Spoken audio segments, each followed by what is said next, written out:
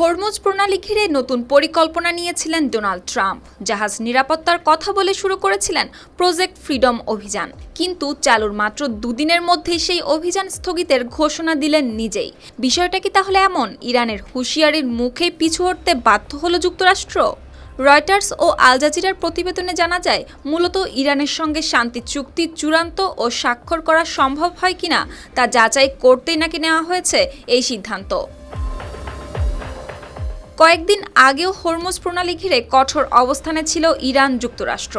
একদিকে ওয়াশিংটন দিচ্ছিল কড়া বার্তা, অন্যদিকে এই নৌপথে প্রবেশ করা বৈদেশিক বাণিজ্যিক জাহাজ গোলা মেরে থামিয়ে দিচ্ছিল ইরান। ফলে বিশ্বের অন্যতম গুরুত্বপূর্ণ এই জ্বালানি রুটে জাহাজ চলাচলই হয়ে উঠেছিল চরম ঝুঁকিপূর্ণ। এই পরিস্থিতিতে জাহাজ নিরাপত্তার কথা বলে হরমুজে প্রজেক্ট ফ্রিডম অভিযান শুরু করে যুক্তরাষ্ট্র, যা ছিল মূলত ইরানের উপর সরাসরি সামরিক নজরদারি ও চাপ বাড়ানোর আসল কৌশল। আর সেই টান উত্তেজনার মধ্যে হঠাৎ এই অভিযান সাময়িক স্থগিতের ঘোষণা দিলেন মার্কিন প্রেসিডেন্ট ডোনাল্ড ট্রাম্প। নিজের সামাজিক যোগাযোগ মাধ্যম ট্রুথ সোশ্যালে দেওয়া এক পোস্টে তিনি জানান, ইরানের সঙ্গে শান্তি আলোচনায় অগ্রগতি হওয়ায় প্রজেক্ট ফ্রিডম সাময়িকভাবে স্থগিত রাখতে সম্মত হয়েছে উভয় পক্ষ। মূলত পাকিস্তান সহ কয়েকটি দেশের অনুরোধ এই সিদ্ধান্তের পিছনে ভূমিকা রাখছে বলেও তিনি জানান। আবার ট্রাম্প এটিও লিখেছেন, ইরানের বন্দরগুলোতে মার্কিন নৌ অবরোধ বহাল থাকবে এখনও।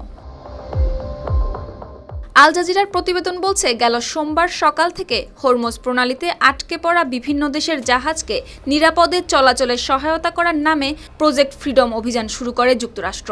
তবে শুরু থেকেই এই পদক্ষেপে তীব্র বিরোধিতা করে আসছে ইরান। এমনকি এই অভিযান প্রতিরোধের ঘোষণাও দিয়েছিল তেহরান। ফলে প্রজেক্ট ফ্রিডম অভিযান সাময়িক স্থগিত থাকলেও হরমুজকে ঘিরে মধ্যপ্রাচ্যের এই টান সমীকরণ এখনও পুরোপুরি বদলায়নি। সুপ্তি রায়, RTV।